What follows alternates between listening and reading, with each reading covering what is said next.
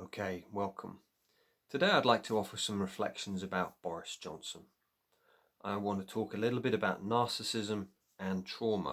I want to explain why I feel that Boris Johnson is carrying a lot of trauma, and I want to link in this to boarding school syndrome, and I want to talk also about attachment and how the breaking of attachments at a young age that happened in his life. So, enjoy.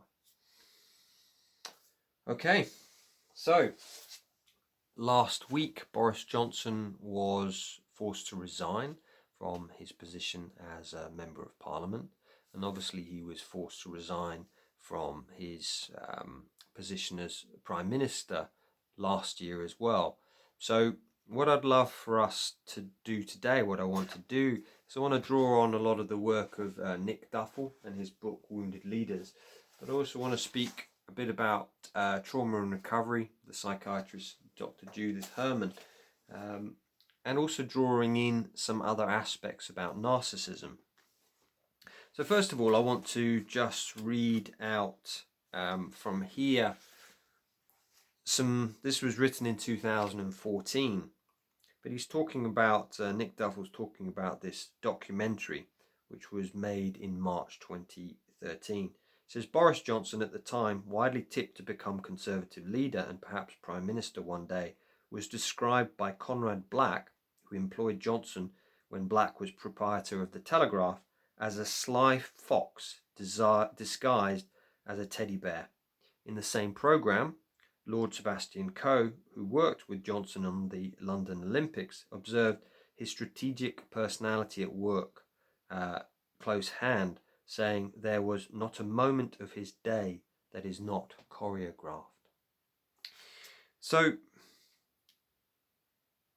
essentially, here we have Boris Johnson, and what I want to kind of look at is this idea of why I feel that he's carrying trauma. I was interviewing a lady on my podcast on Monday, Shashi Saluna, who was at Oxford and was training in psychology there. And she said that everyone has trauma.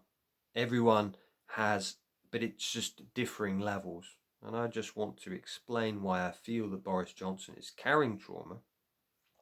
And then, why it is that we are voting for these people. Why is it? So, why do I feel that Boris Johnson is carrying trauma? So, as Peter Levine says, perhaps the most important thing that he's learned about trauma is that people, especially children, can be overwhelmed by what we usually think of as common everyday events.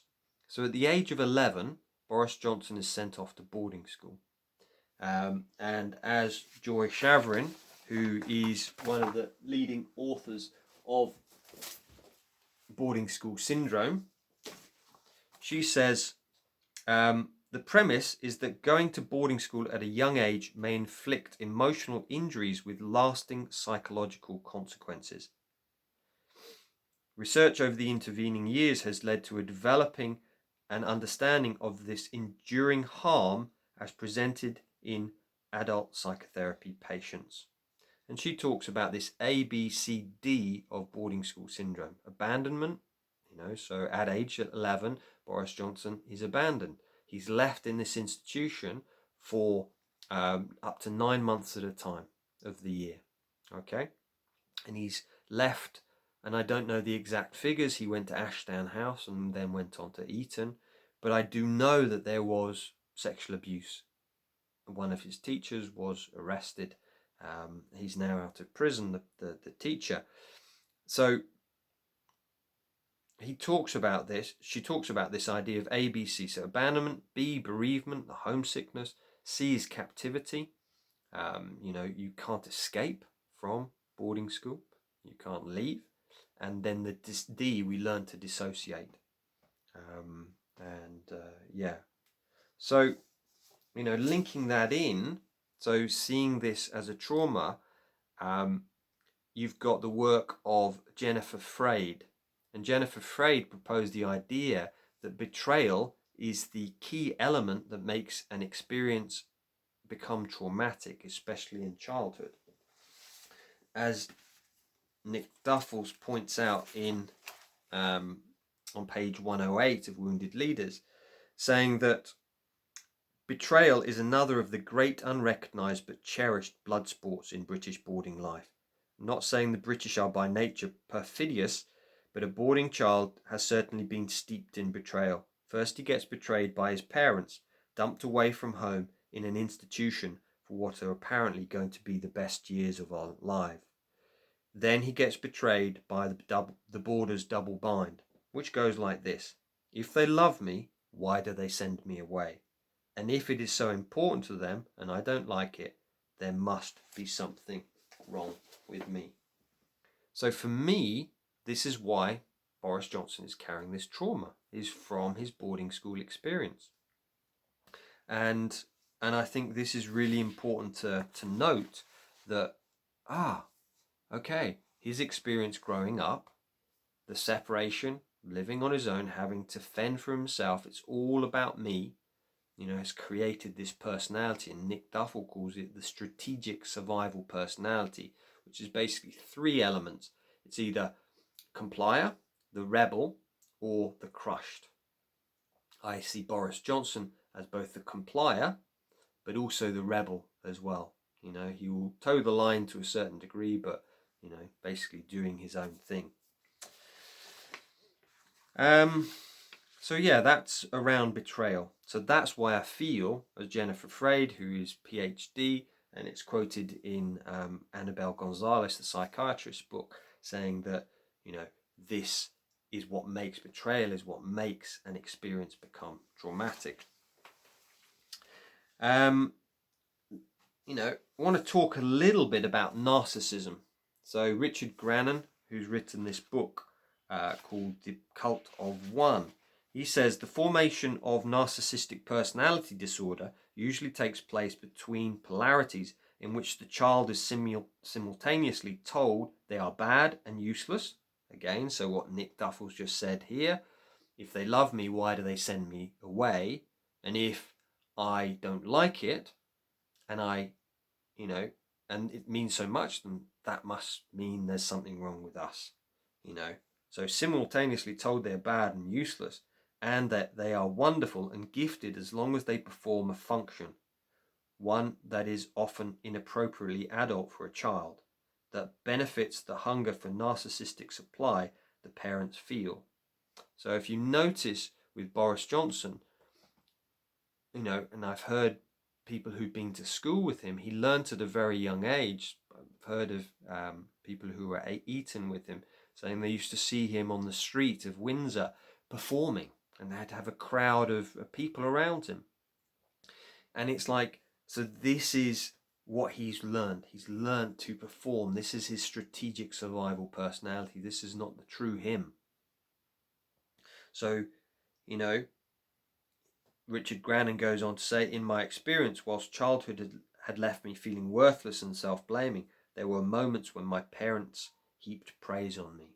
So maybe this is what happened with Boris. He found this personality. So many of the comedians of our age, Eric Idle, spoken about this boarding school. Peter Cook, again, boarding school. They learned to perform, and then that's helped to stop the bullying. So what I'm suggesting here is this is a strategic survival personality, the performer, Okay, so kind of leading on to the next thing is, this comes from Peter Levine, who is one of the world's leading experts on trauma. He's been studying trauma since the 60s. And he says the effects of unresolved trauma can be devastating. It can affect our habits and outlook on life, leading to addictions and poor decision making.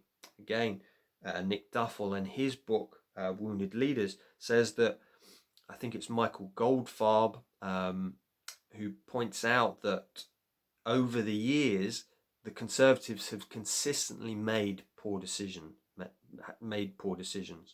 The corn tax, other things like that, the poll tax things,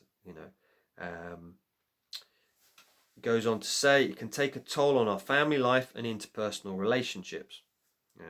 Boris Johnson, I believe, has had, I think, 17 children.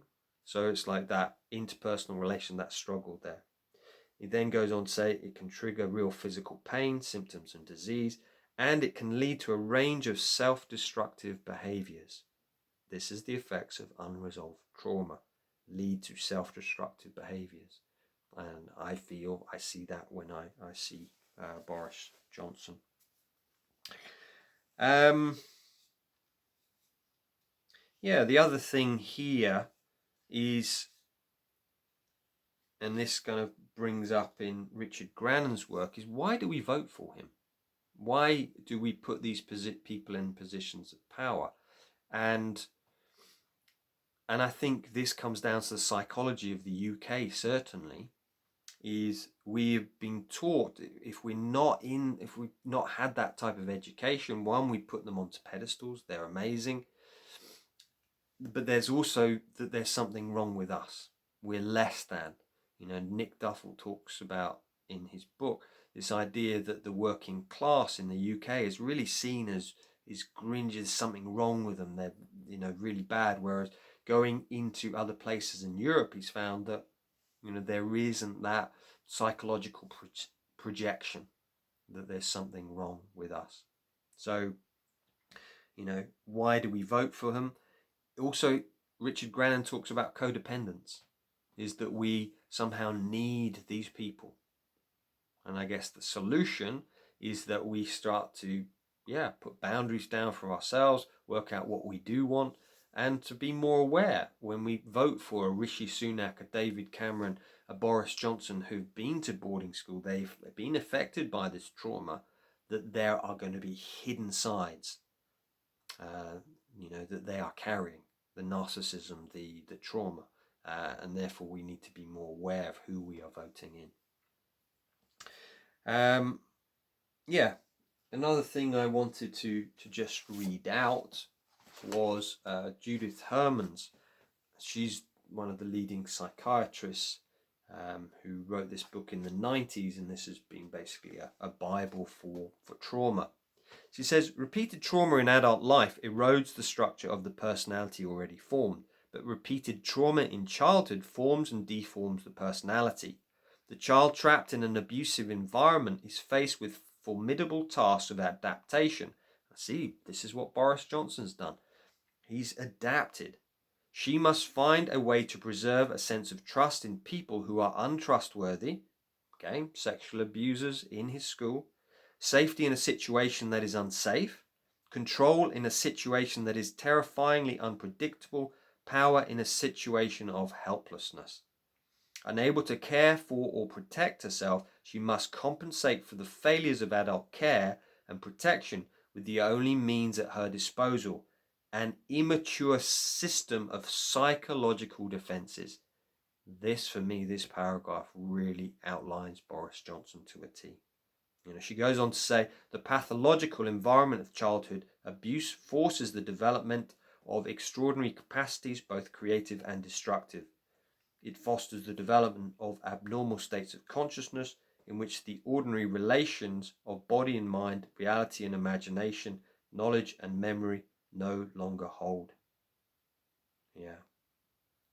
So, I think that's really, really powerful to see that. And then I'll just draw a few words from this book here. Again, Nick Duffell's work. They're talking about emotions as well. So the psychological look at Boris Johnson is this difficulty connecting with emotions, having empathy for others. And this is, Nick Duffell talks about 5 reasons why an ex-boarder does not make a good leader. And the second one he says is the most easily recognized symptom of an ex-boarder is a difficulty with emotions. Over the last 20 years, the emerging discipline of neuroscience has confirmed much of what psychotherapists always assumed, chiefly that this is that humans cannot take good decisions when, as a result of either physical lesion or psychological dissociation processes, their feelings and emotions are not fully accessible to them. Boris Johnson has learned to suppress his emotions, to not feel, and therefore he is not able to make good decisions. Unsurprisingly, regardless of personal charm and attractiveness, maintaining authentic relationships is also difficult under those conditions. And then he says the fourth reason that they do not make good leaders is the combination of all these thinking, feeling, and behavior impediments crystallize into an excessively defensive attitude to life. This causes long-term structural problems in the psyche, for it necessitates the construction of an outwardly competent but in fact defensive strategic version of the false self. Here he calls it the strategic survival personality. Such a personality inevitably fears attack and unmasking, both consciously as in its strategic maneuvers, and unconsciously as frequently revealed in dreams and anxiety attacks. It predicts threat where there may be none, closes the door to intimate approaches in case they may be threats, and handles the resultant stress very badly. When this personality type senses challenge to its survival, it reacts instantly with aggression and frequent bullying rather than calmness, curiosity, or self-reflection. We've seen this last week.